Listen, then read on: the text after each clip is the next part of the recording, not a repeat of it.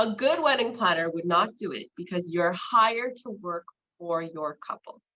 If you are working for your couple and you're going behind their back and you're taking a kickback, you are no longer working in the interest of your couple. You are now working in the interest of yourself. What are the things you need to think about if you are having a destination wedding? Oh my God, this episode is packed with information you're gonna need if you're considering planning a destination wedding. I sit down with Crystalline from Crystalline Celebrations, who is an absolute expert when it comes to these type of events and celebrations. You're not gonna wanna miss this. Hello everyone, if we've never met before, my name is Durgi Spade and I am a wedding MC and a magician, and in this series, Wedding Checklist Now, I sit down with different wedding vendors to bring you tips, tricks, and even wedding checklists for your big day to help you save time and money and book the day of your dreams that you've got planned in your head. So let's get to Crystalline right after this.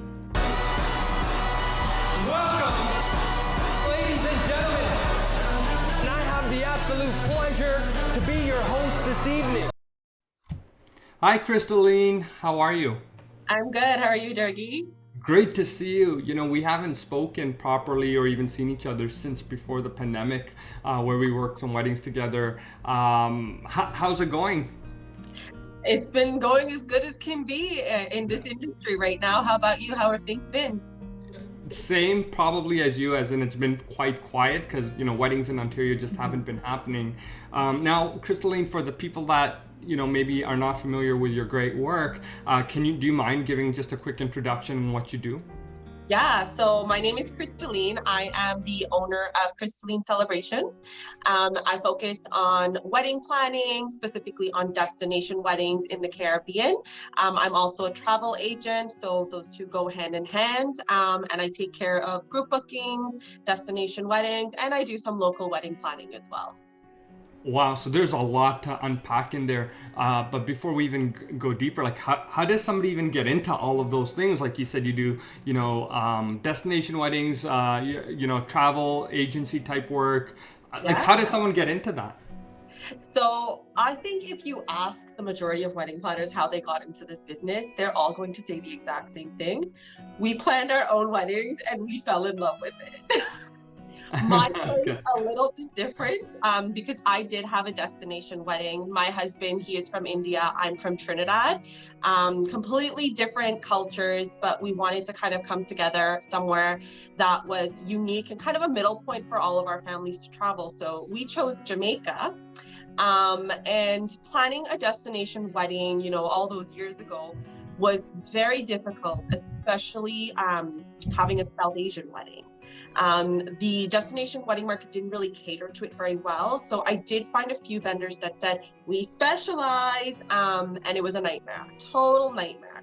So I ended up having to plan my own wedding and do a lot of research on my own. And I fell in love with it, yes, but I actually came to a point where I said, listen, nobody should have to go through what I had to go through just to have, a South Asian wedding in a destination. Somebody's got to step up and take care of this. So I kind of, right after we got married, I was like, I'm going to be a wedding planner. I'm going to be a travel agent. This is what I'm going to do. And I did it right away. That's so I didn't know that story. And can I ask you, like, how long ago was that? That was 7 years ago. So, putting the pandemic aside for a moment, do you think things have changed in 7 years when it comes to couples wanting to plan a destination wedding? Or are we still where we were 7 years ago, where it's very difficult to get all the moving pieces put together? No, we've definitely changed. The really great thing about the Caribbean right now, especially, is there's so many vendors available to choose from. I mean, when I was getting married, literally there was one decor person. I had no choice. Now if I go, like I've done countless weddings in Jamaica, I have so many different vendors I can choose from because they've understood that there's a market for it. So they've really come out and they've catered to the individual markets, not just the typical, let's just get a priest and let's just have some vows and have like the standard Western wedding. They're realizing that there's other cultures out there that want to have destination weddings as well. So they're definitely catering to that a lot better now, for sure, for sure.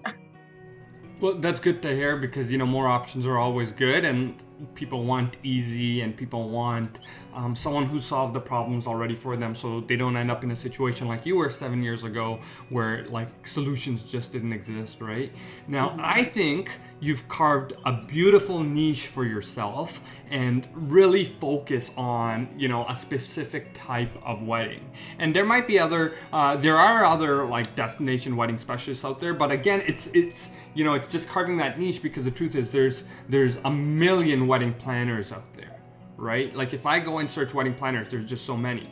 But if I'm having a destination wedding, there's only a few people who really know that market inside out, and you being one of them. So let me ask you, from your experience, are you finding that now that, this is more of a question that might benefit other planners that are watching this, but what are your thoughts on like really carving a niche for yourself, whether it's destination weddings or maybe it's another niche altogether? What are your thoughts around that?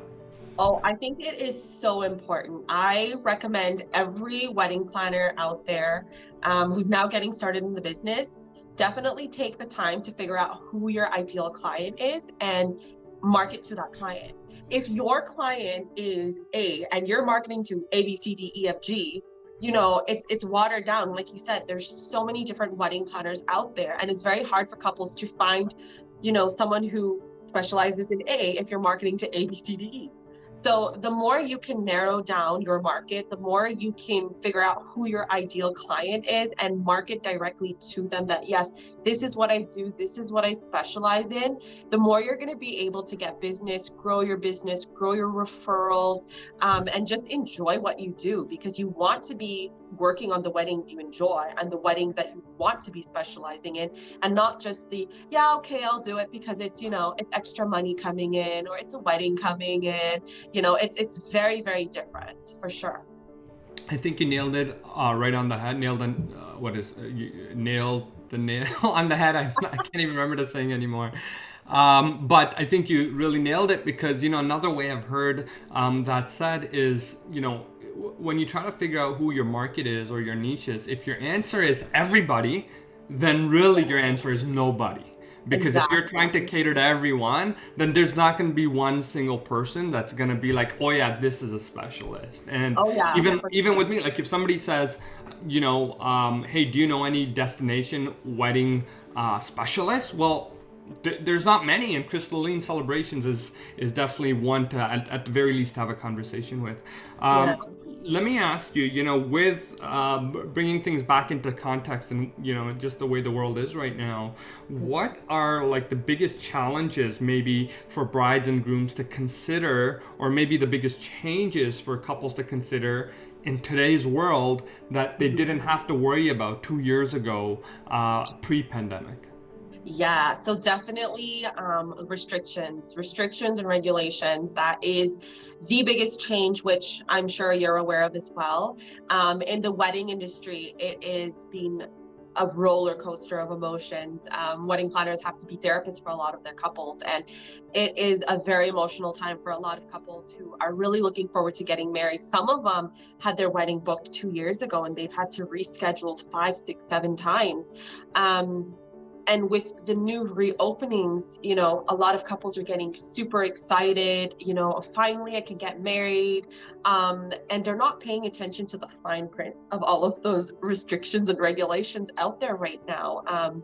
And that is a really big challenge for couples, for planners, for vendors, because if you go on the different websites of the different regions and you read what the restrictions are, sometimes they're clear cut and sometimes they're not. Sometimes they're very, they're up there for interpretation.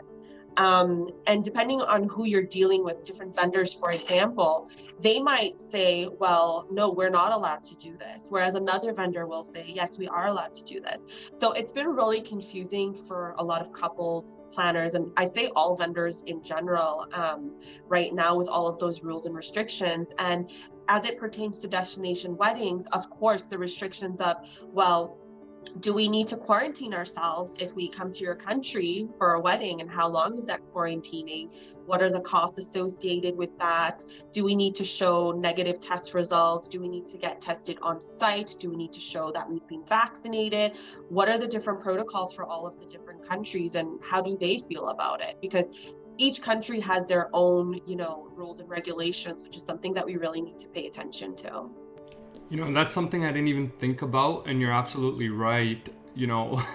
With, there's so many changes happening in Ontario where we are all the time around the rules. It didn't even occur to me that every country is going to have its own, set of rules and challenges that now you need to worry about if you're having a destination wedding. So with all those changes constantly taking place, what advice can you give to couples right now? The title of the show, I've called it Wedding Checklist or Wedding Checklist now. And is there a checklist of advice or any things that, couples need to be asking themselves before they plan their big day? I would say if you are looking to plan your wedding during the reopening of the pandemic, you really need to weigh out your must-haves to your nice-to-haves. Because that will really help you engaging when you want to plan your wedding and how you want to plan it. Before, this COVID-19 was a thing, we had weddings during, 500, 800 people, 1,000 people, weddings, which was just insane that we think about it now. And now we're at a point where we're allowed to do 25 people outdoors, if it's a private home, or, 15% capacity in religious spaces. So it's a very, very different number. And some couples are okay with that. Some couples have kind of said, you know what, the most important thing is I'm getting married and that's it. And there's some other couples that, no, well, I want all of my family, from abroad to be here. I want them to be able to travel. I want to have this big lavish wedding. It's once in a lifetime, and there's no right or wrong. It's just a matter of figuring out what are your must-haves, what are your nice-to-haves, and kind of planning according to that. Because even with these rules and restrictions, like I said, there's so many little fine details, and then every venue, every vendor is going to interpret it differently because it's not clear cut. You need to really take that into consideration. So being on top of communicating with all of your vendors, especially your vendors, your venue. If you have a wedding coordinator, oh my gosh, amazing, because your wedding coordinator will do all of that for you. But just remembering that nobody knows what's really going to happen in step 3. Even if you look at the restrictions right now for Ontario, it says banquet halls are going to be able to reopen with restrictions. Well, what are those restrictions? We have no idea, right? So you have to be wary of that. When those restrictions come out, what are they going to be? If they say you can only have 25 people indoors, are you going to be okay with that? If not, you should probably push for next year. If you're okay with 25, all right, push for step 3, That's the biggest advice I'd say to people. Just weigh out your must-haves and your, nice to haves and kind of plan from there. I think that's great advice, just knowing what is a deal breaker for you and what's not, what you're okay to live with, what you're not okay to live with. And I think it's funny you mentioned how, different vendors, different halls might interpret rules differently, which to me is insane. Like if the government is making rules, fine. But I agree with you, they should be a little bit specific or a lot more specific so we know it's clear cut. Am I allowed or am I not allowed? And I'll give you a great example. Last year in 2020, things opened up a little bit between August and September. Cases went way down during that like 2 month period, maybe Yeah. over 10 weeks. And in those 10 weeks, I did about 10 weddings. And they were all like very, very, like a lot of rules and regulations around them. But it was interesting because some halls I went to, they were like, we're allowed 50 people indoor, and that's it. And that's the final rule. That's what the government said. And I did the wedding, and there was, 50-ish people there. But, I also went to a venue and they interpreted it differently, and they said, yeah, it's 50 people per hall. That's true. And so what they did was, this is, without saying the name of the hall, it was one of those halls that has, can be Divider. separated, like they have the dividers in between. And they interpreted it as 50 people per hall, which maybe, I don't know, is that the right interpretation? I don't know. And they opened it up. And so I was actually at a wedding with I think 200 people in the full hall. To full disclosure, like the capacity of the hall was probably like 600 or something, because it was really 4 halls all next to each other. But they got away with it by putting 50 per hall, and they had the dividers open, and they kept the distance, I guess. Like the tables were really far apart, and instead of like pre-pandemic wedding where you'd have 10 people per table or 12 or whatever it is, right? It was only like 5 people per table. But the point is, it was open to interpretation, right? So I think that brings up a really kind of important thing to think about as people plan a wedding, let's say, over the next 12 months. Because I think for the next 12 months, there will be, rules and regulations of some sort in place. So a lot of good things you brought up there. Now, I want to ask you a difficult question. There's no right answer to this. But this question gets asked to every vendor, not just wedding vendors. It gets asked to me as a wedding MC or a wedding magician. It gets asked to vendors, to planners is what I meant to say. And it gets asked to photographers, and gets asked to everybody. But right now, we're in the midst of opening up. And, if I'm a groom, I'm thinking, okay, my wedding can only have 50 people in it, or can only have 30 people, or can only have 60 people. Maybe originally when I planned my wedding to take place 2 years ago, it was scheduled to have 300 people. So today, if I'm going to have my wedding in the next 6 months, why do I need a wedding planner? That is a great question. And that is a question that I know many couples are asking themselves right now because they're looking to do smaller, intimate weddings. I think it is necessary to have a wedding planner during COVID, especially reopening pandemics, because as we mentioned, rules and regulations, they change on a daily basis. I cannot tell you how many times I've watched the news and I've heard one thing in the morning and something else the very same night, if not the next day or the day after.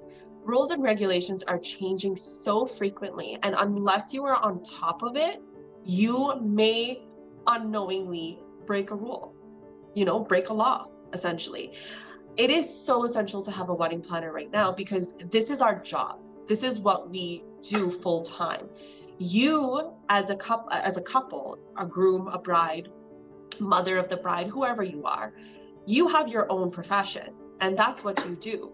A wedding planner spends probably 100 hours or more on each wedding. And that is taking care of your vendors, taking care of all of the logistics, making sure that everything is as you have envisioned for yourself. Now, throw in COVID in there, and now that just stirs things up even more, because now we have to figure out, well, can we still do this? How about itinerary wise? Are we allowed to be in this space for X amount of time? Are we not? How are we going to work around that? Especially if we have ceremonies that take 3 hours long just for the ceremony, and you want to take pictures. You can't take pictures inside. These are all little questions that a couple may not think about because A, they have never been married before. B, they might be the first wedding in their family. Or C, they just don't have the time to do all of it. They really don't. And this is where a wedding planner comes in. A wedding planner will bring things into your mind that you may not have thought of because you just thought it was something taken care of. You might think, oh, the venue takes care of it. Well, the venue coordinator has a completely different job than a wedding coordinator. And the venue coordinator, they're working in the best interest of the venue, not you. So they're not going to be, calling your florist to see where are those boutonnieres that you promised to have delivered half an hour ago, right? And as a couple, you want to enjoy yourself on the wedding day. You don't want to be having to answer all these questions, stressed out all the time. Okay, well, yeah, the food can come out now. Okay, wait, no, we still have to do speeches. That's not what you want to be doing on your wedding day. I know a lot of couples, they say, well, no, I have a cousin who can take care of it. I have an aunt who can take care of it. The problem with that is when you look at family members to take care of things for you on the wedding day, you're first of all not letting them enjoy themselves. Second of all, they're not professionals at it. They don't know the right things to be looking for. They might see the food come out and we're behind speeches and say, oh, well, the food's already come out. A wedding planner would have went to the kitchen and told them, nope, I need you to stall on food for 15 minutes. I will come and let you know when that food is coming out. Because by the time your late speeches go on, now you're having cold food. Now your guests are complaining, right? There's just so many little things that couples think that their family members can take care of, and it's not really fair for them to think that they can take care of it, just because first of all they're there at a family event. They're going to get distracted with all of the other guests. It's natural. They're going to want to enjoy themselves, and as much as you can count on them for everyday life, you can't count on them for a profession that isn't something that they do. So I think definitely wedding planners, wedding coordination right now, especially during the pandemic and, reopening of everything, hands down a necessity. Spend the extra money. You will be so happy because you will also be getting referrals for vendors that are legit and, most important, are still in business, because there are many businesses that have closed down and you don't want to be hiring somebody who's just poof gone, right? So yeah, that would be my response to that question. By the way, I agree with everything you said, but I think it's important to get that out there straight from your perspective. And actually, you brought up another really good point in what you were just saying, because I hear this all the time, and maybe maybe a bit of a challenging question. But what do you say to couples that are thinking like, hey, I booked my venue. And my venue told me that they actually have a coordinator on site that comes with booking my venue. So we're not really going to need a planner. Yep. I get this question all the time, especially for destination weddings, because there's a resort coordinator and the resort coordinator takes care of everything. Well, when it comes to venue coordination and an independent wedding coordinator, it's two completely different jobs. So like I mentioned, we work for different people. A venue coordinator works in the interest of the venue. Same thing for resort coordinators. They work in the interest of the resort, and they take care of the logistical things that they need to have to make sure they do their job as that vendor, the venue or the resort. So they will take care of things like finding out, okay, well, what time do you need the food items put out? They might help you with your floor plan. Some of them don't, some of them do. And they'll ask you things like, okay, well, what type of drinks do you want? Do you want to have, cocktails at the welcome dinner? What do you want to do? Those are the things. They're not going to take care of things like your itinerary, your timeline, calling all of your vendors to make sure they're on time. I can't tell you how many times I've been in the Caribbean, especially, and I have to call vendors to be like, are you almost here yet? Yeah, I know you're on island time. Okay, cool. And that happens here too, right? Vendors are late. We have things like traffic. We have things like accidents that we just can't control. It happens. But a good wedding planner will know when they need to call. They'll know when they need to be scheduling those people to come in to make sure that your timeline, has enough room in there to catch things up and kind of work its way back to a natural, timing. And they're also going to take care of a lot of other little things that your venue coordinator is not going to.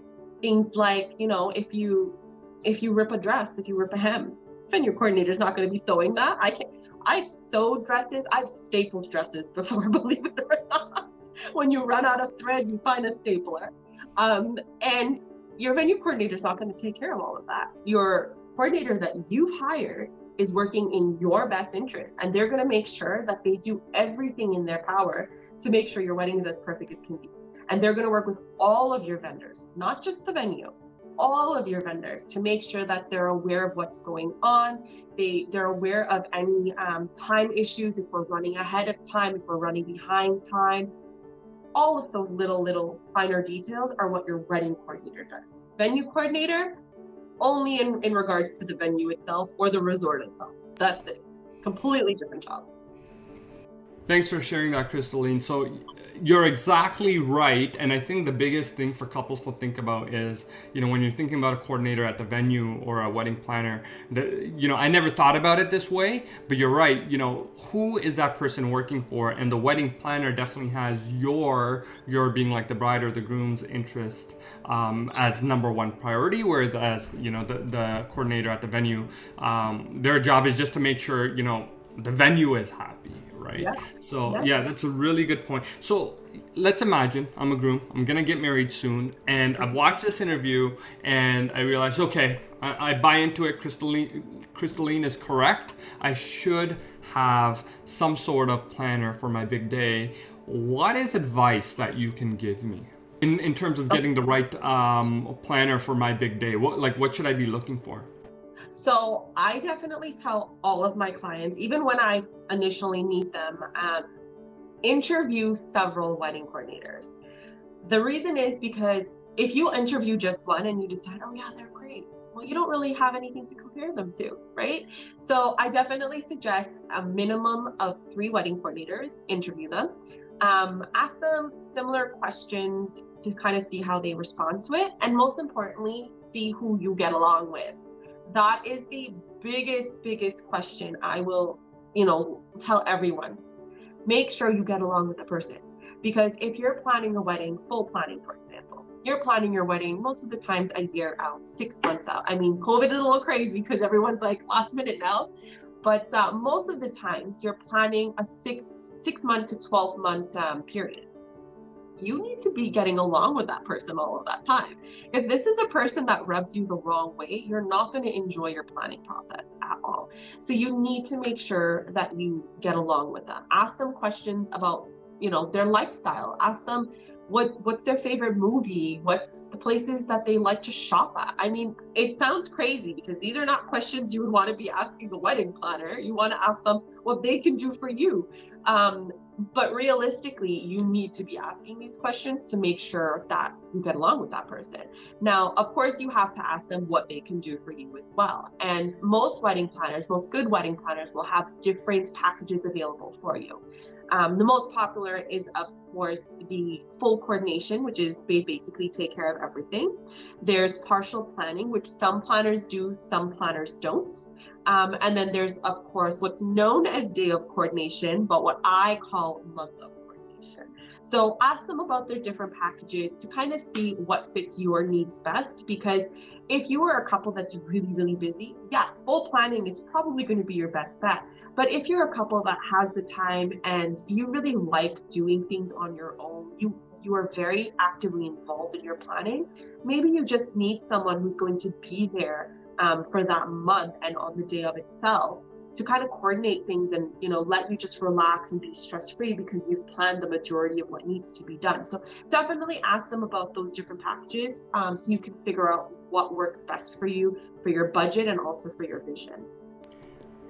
That's amazing, Crystalline. And I want to go back to something, maybe a few terms you used. Mm-hmm. Help me understand the difference between, or is there a difference in what you call a wedding coordinator, because you use that term, and you also use the term wedding planner. What's the difference, or are they the same? They're the same. They're interchangeable. Coordination and planning essentially are the same thing. It's just a preference thing. Some people refer to themselves as a coordinator. Some people refer to themselves as a wedding planner. And then you have me that just go back and forth between the two of them. Sometimes I'm a planner, sometimes I'm a coordinator. Fair enough. I just wanted to be clear because I actually wasn't even sure myself. So thanks for kind of clarifying that. Now, Crystalline of Crystalline Celebrations, you have been in business for since I guess you got married, because that's how you started, right? So remind me, how long was that again? How long? Ah, that's right. You said about 7 years. So, in those 7 years, I'm sure you've seen so many different things, different types of weddings. Is there like one story maybe that you can think of that you're able to share that was like, oh my God, I can't believe this happened, or oh my God, this is a once in a history type event, it'll never happen again? Anything crazy you can share with us? I don't have anything that's too crazy that I can really, report on, other than, someone drank too much and you had to take care of. I did have one time where I did a destination wedding, and the bride's uncle, he drank too much, and he was in a very good mood, and he wanted to dance, and he would not let me go. He just wanted to dance. Like And with you? with me.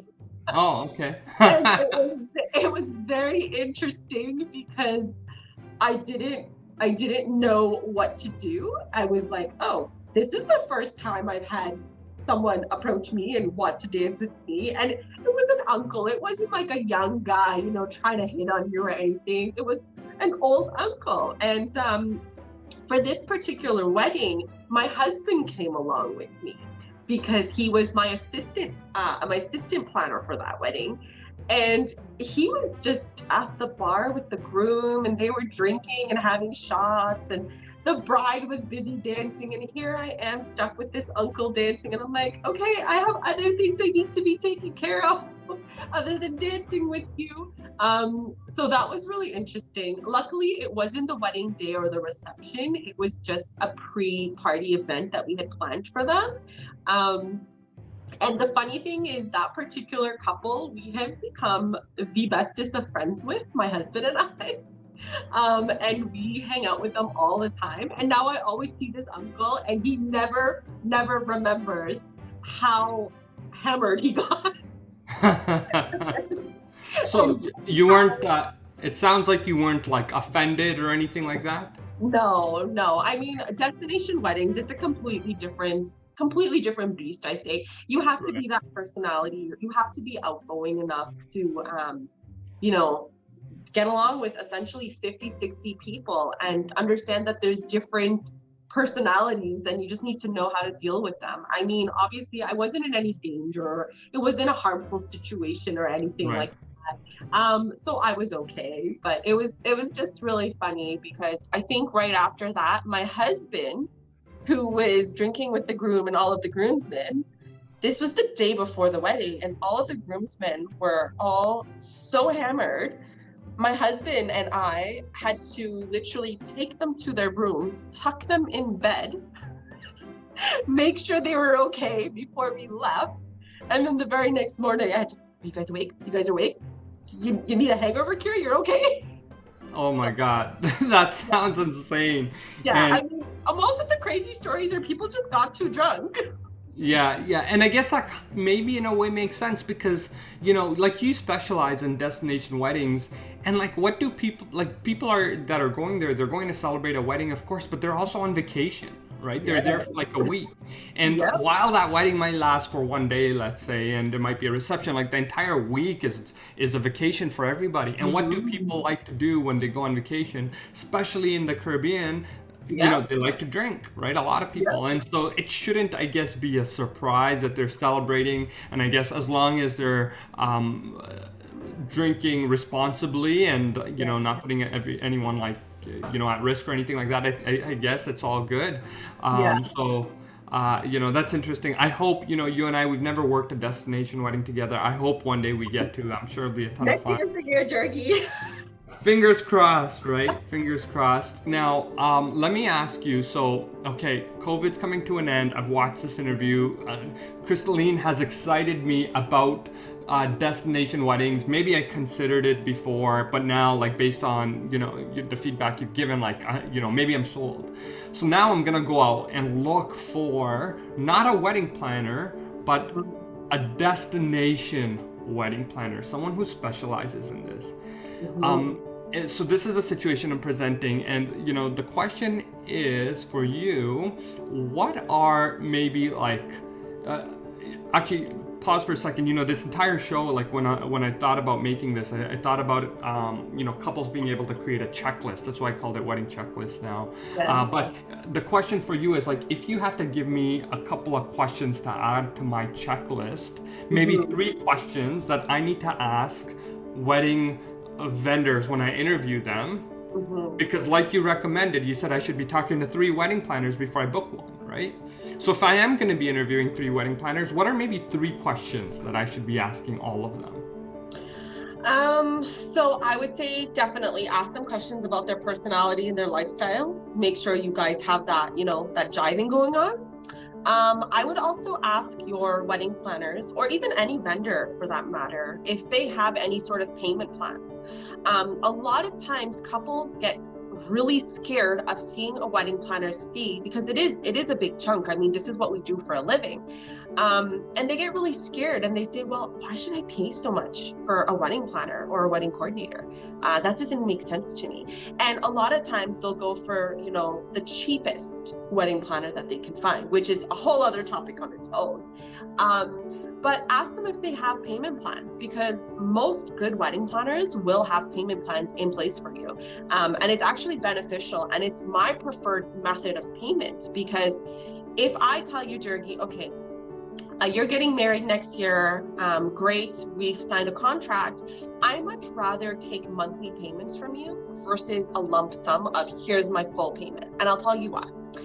Because if I take your full payment and then for whatever reason, 5 months down the road, we come to some disagreement, something happens, you know, a family emergency happens, I can no longer do your wedding, you no longer want me to do your wedding, whatever the reason is, cancel the contract.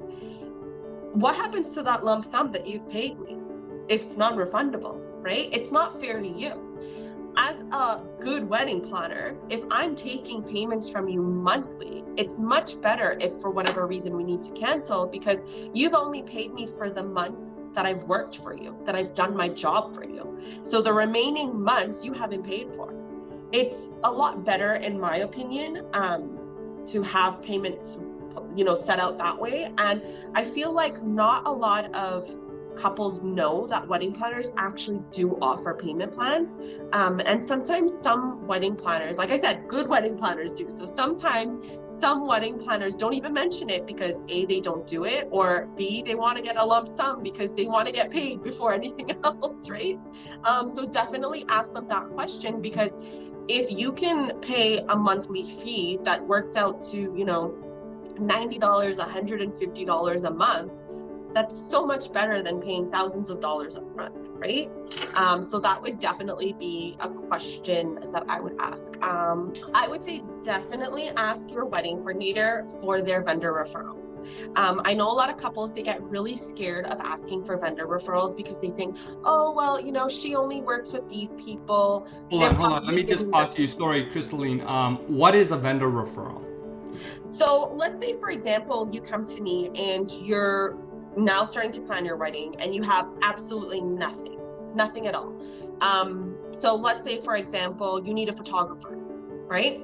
A lot of times wedding planners have a vendor database of different vendors that they've worked with in the past. They know what their work is, they know the quality of the work, they know the price points. And based on that database, we will refer vendors to our clients based on what matches their criteria. So that's what a vendor referral is. But a lot of couples, they find it really difficult to ask their planners for referrals sometimes, because they feel like they're paying them something behind the door, which isn't the case. I mean, not for a good wedding planner. I shouldn't say which isn't the case, because I do know some planners that do take money back, but a good wedding planner would not take money back from a vendor. They're referring a vendor strictly based on their work, the quality of their work, and of course, the price point that you're working with within your budget. A lot of times I've seen couples who will go out and hire vendors on their own, and then, you know, tell the wedding planner, oh, well, these are my vendors. And sometimes they're really great vendors, and sometimes they're vendors that I've seen personally, I've worked with, and I'm like, oh God, I just hope it's not a repeat of last one. Because there are vendors like that out there. As you know, there's hundreds and hundreds of vendors in the GTA alone, right? So asking for referrals is definitely beneficial because you're guaranteed to get referrals of vendors that work within your budget and vendors that are reliable, going to show up, going to do exactly what they said they're going to do, and give you a quality product at the end of it. So. Right, and you brought up again so much to unpack there, and I feel like we could talk for like an entire day about all of these things in detail. But obviously we can't, so I want to dive into maybe one or two other things. And one of the things that you mentioned in there is actually, I've heard it a lot, and I don't think people will say it straight to a vendor's face or to a wedding planner's face. But when you speak to friends and like people, when you're not acting as like a wedding vendor of some sort, then you hear it, and it's that, like, is there like, should I be listening to the wedding planner's recommendations? Like, are they getting a kickback, for a lack of better words, right? And so help me understand, like, is there rules against that? Is there a law against that? I know many wedding planners have gone through wedding planning, training through, maybe I know there's at least one popular group that provides it, but like, what are the rules and regulations around it, if anything? So there is no real law about kickbacks, not that I'm aware of at least. However, most wedding coordinators in the GTA and also many in the Caribbean, believe it or not, have been certified by the Wedding Planners Industry of Canada, which is, I'm sure, the one you were talking about. I myself am WPIC, and I also work for WPIC. And we always tell all of our wedding planners that do the course through WPIC, do not take kickbacks. To be a WPIC planner, you cannot be taking kickbacks. It is against our personal code and ethics with WPIC and being a WPIC planner. Now, are there planners that do it? Of course. You can't, regulate every single individual out there. However, a good wedding planner would not do it. And this is for all the wedding planners out there. I'll tell you what, a good wedding planner would not do it because you're hired to work for your couple. If you are working for your couple and you're going behind their back and you're taking a kickback, you are no longer working in the interest of your couple. You are now working in the interest of yourself. And if you are working in the interest of yourself and that gets out, and believe you me, it always gets out one way or the other, that couple can now file a lawsuit against you and take you to court. No good wedding planner wants to even risk that, because once you're taken to court, your reputation is gone. Not only in the public eye, but in the wedding industry eye. And let me tell you, all of the vendors, they talk. We know which vendors are on our blacklist, because yes, we have blacklists too. We have blacklists of vendors. And we know the vendors that are on the good pages. So no good wedding planner is going to be taking a kickback. And definitely, I want to say, not a WPIC planner, definitely not, because like I said, it's against our code and ethics. But like I said, we can't regulate everybody. If I'm a wedding planner, and again, this is maybe more helpful to someone who's thinking about getting into wedding planning or is already one, but if I'm a wedding planner and I went through the WPIC training and I'm found out that I did take a kickback, what happens? Do I lose like my resignation as like a WPIC qualified planner, or am I just kind of put on like this blacklist of people like you suggested? So that's hard for me to answer because I'm not really involved in that portion of WPIC. All I can say is we can't regulate every single person, but if something gets reported, they do take it into consideration. They do take it seriously. I have seen planners, who have had their WPIC, status revoked. They've revoked their access to the forums, which are thousands of planners that we network with. They've revoked access to that before. And of course, like I said, all wedding planners, we talk with not just other wedding planners, we talk with other industry professionals. And if we know something that's going to jeopardize one of our friends in this industry, we're going to tell them. So it definitely gets out there one way or another. That's great, and something for vendors or planners to maybe think about before, maybe making a decision like that. So that's super helpful. Thanks for kind of sharing that insight, because I know that's kind of like internal insight that maybe not everybody will know unless maybe you're a planner, right? So shifting gears a little bit as we get to the end of this call, I want to share with you maybe a picture or two, or a couple of pictures, and these are pictures that you've posted, and I want you to be able to describe maybe I call this segment, I'm making this up as I go, but I call it one word, because I want you to describe it in one word. And then, yes, let me share my screen with you. Here's a picture from your Instagram. If you had to, this was posted back in March of 2020. How would you describe this? I would just say serenity. I love this picture. I love this setup so much. It's just so simple, but it's perfection with the ocean in the backdrop. I mean, for destination weddings, that's all you need. Right, and where was this? Oh gosh. You do so many, right? You don't recall? This was a Palace Resorts wedding. Yeah, this was a Palace Resorts wedding, but I honestly, I don't remember. Okay. Once you see an ocean and sand, you kind of get confused. It's hard to, I get it. Yeah, you need a little bit more. It's all good. How about this one here? This one? This is from 2019. Oh gosh. Do you remember it? Yeah, this one's from Riviera Maya. One word. I don't know. It's really hard. I mean, you can't put a wedding into one word. I know. This is a hard thing. I know. Oh gosh. I don't know. I feel like this is just untouched, is what I would say. Untouched. Like with all the wood and the waves in the background, like that untouched beach. That's yeah. I like that's what I would say. No footprints in the sand yet.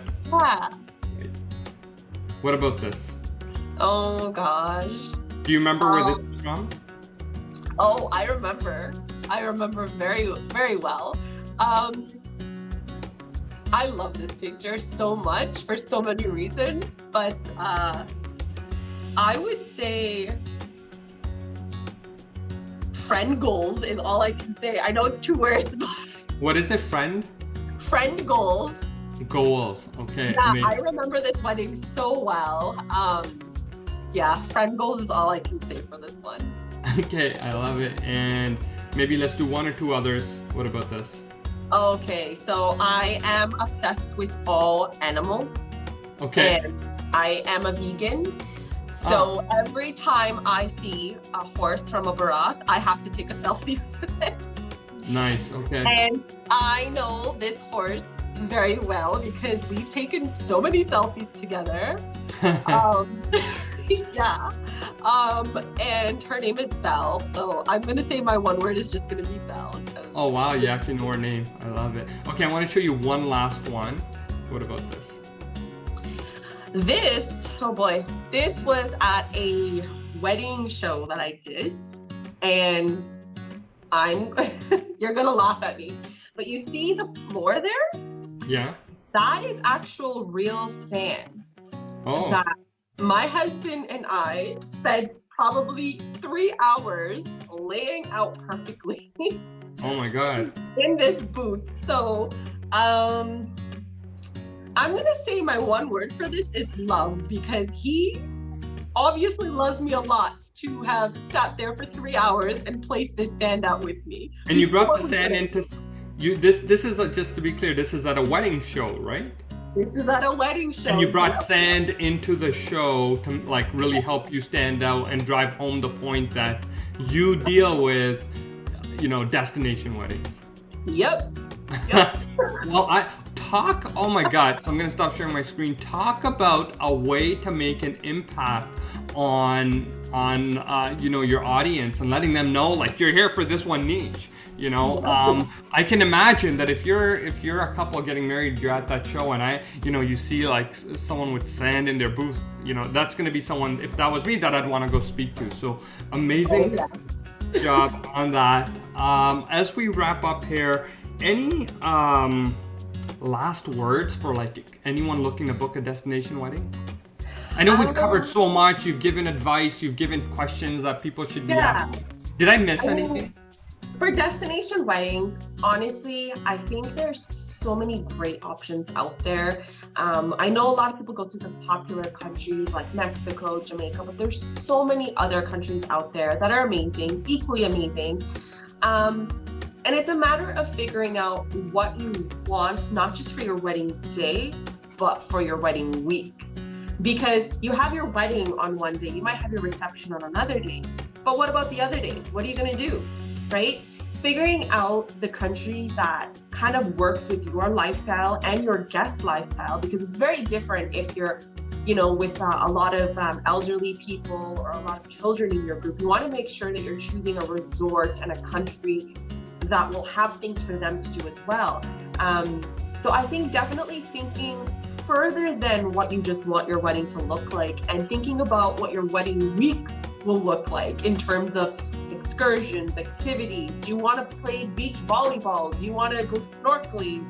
There's many different countries out there, and they all have very unique things about them. And it's just a matter of finding what works for you within your budget, your guest budget, your wedding vision, and your wedding week. Thank you for bringing that up. Again, that wasn't even a question I thought about, but you're absolutely right. If we're going to a destination wedding, we've got a whole week to worry about instead of just one night of celebration, right? It's a really good point, and maybe another great reason to speak to you if we are planning a destination wedding. Crystalline, it's been amazing speaking with you. The only way we can keep continuing with more episodes like this and keep bringing couples like valuable information like the stuff that you just provided is by me speaking to other vendors. So my question for you is there maybe two people that are at the top of their game, in your opinion, within your wedding network circle, two people that you could introduce me to that I need to absolutely speak to? So this is really hard because I actually have a lot of people I work with that I absolutely adore. Absolutely adore. You can give me more, it's fine. But you want local or do you want destination? Anything you want, and they don't even have to be planners. Like if you know someone that's, I don't know, an amazing singer and like sings at weddings or something, I'm making this up, but just vendors, because we speak to different vendors. Sure. Okay, so I will give you 2 for Jamaica, 2 for Dominican, and 2 for Toronto. How does that sound? Oh my God, you're so well connected. Are these all planners? No. Oh. They're all different. I can give you planners too if you want. No, whatever. Like as I said, like we're looking for when you think about the people at the top of the game, or the top of their industries, the people that within your network. So who might these people be? Okay, so for Jamaica, I'm going to give you a photographer. His name is Christopher Lee, and he is with Imani Photography. Imani Photography, okay. Yes, he is absolutely amazing. He's very creative. I absolutely love his work. Every time I go to Jamaica, I meet up with him every single time. Even if we're not working a wedding together, just to meet up with him because he's such an amazing guy all around. Okay. Also in Jamaica is JD from the Plush Touch Decor. What's the name? Her name is JD. JD. Her company is the Plush Touch, and she is a decor company. Absolutely amazing. She does great work. She is very, very affordable, believe it or not. And her work is absolutely amazing. I'm going to cheat a little bit, and I'm going to give you one more for Jamaica. Okay. Jennifer Borg from Bougainvillea in Jamaica. She is a wedding venue, and she is also a wedding planner, a WPIC wedding planner, who lived in Toronto before. She moved to Jamaica because she absolutely loves Jamaica, and she opened up this little venue there, which is cliffside, waterfront, like these gorgeous lush gardens. It's amazing because if you want to have your wedding ceremony or your reception and you don't want to be kind of stuck for time with the typical resorts giving you, X amount of hours, Jen is really amazing at, just here's the space, do what you want with it. And she's great to work with because she's a coordinator as well. She knows her stuff very, very well. For Dominican Republic, I'm going to give you another venue, the Jellyfish Restaurant.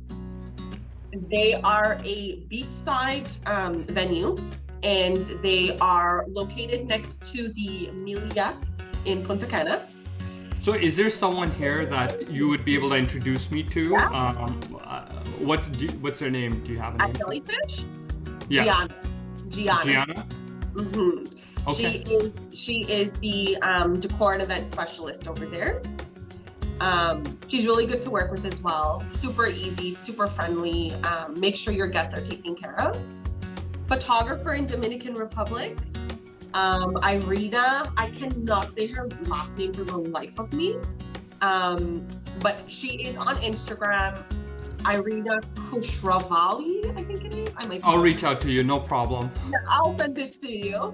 But she's really great in Dominican as well. And then if we go to Toronto, okay. So I met Aaron from My King and Bay that I did a style. What is it, My King and Bay. King and Bay? Yes, I met him at a style shoot I did a little while back, and he was absolutely amazing. Now, if you are Jergy, you're going to be interested in him the most because he does custom suits for men, and it is amazing.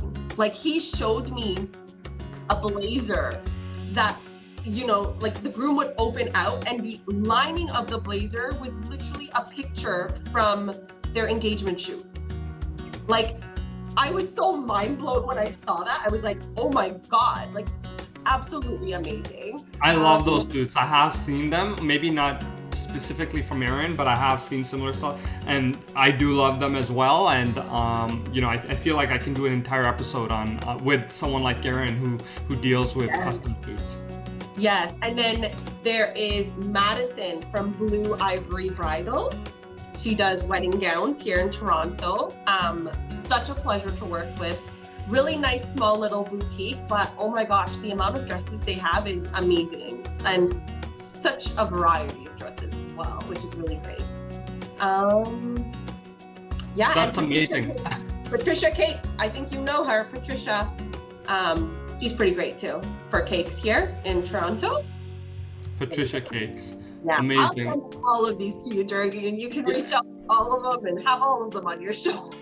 Amazing. I was just asking for 2, but you've given me like 8 or something, so that is super helpful, Crystalline. So thank you so much. For anybody watching this and they fall in love with you or your style or just what you do, where can they find you? So I am on pretty much all of the social media platforms. I am on Instagram, I am on Facebook, I'm on Twitter, all under Crystalline Celebrations. Okay. And I'm actually on YouTube as well, or I was gonna be on YouTube. I have a page, and I was actually starting to do a little bit of videos on different resorts prior to COVID, and then COVID hit, so I don't have too many videos on there. But once we're allowed to travel again, I will have videos up on there, visiting a few different resorts, showing you kind of wedding spaces and things like that. What a great resource for anyone considering a destination wedding, right? You might not be able to travel to all of these resorts, but it'd be nice to be able to just look at 10 videos at 10 different locations and find one or a couple that might work for you. So I think that's super cool, and we're looking forward to that. Yeah. Well, that's amazing, Crystalline. Any last things before we sign off? No, Jergy, thank you so much for thinking of me for this. I am so honored to have done this with you and be able to get, back into a wedding role after all these months, years of kind of being stagnant. So thank you so much for having me. I really, really appreciate it. The pleasure was all mine, and I really wanted you because I knew that you've got such a specialty and people are gonna love and get so much out of this episode. So Crystalline, thank you so much. Can't wait to work with you again in real life real soon. Yeah, for sure. Thank you. Bye. Bye.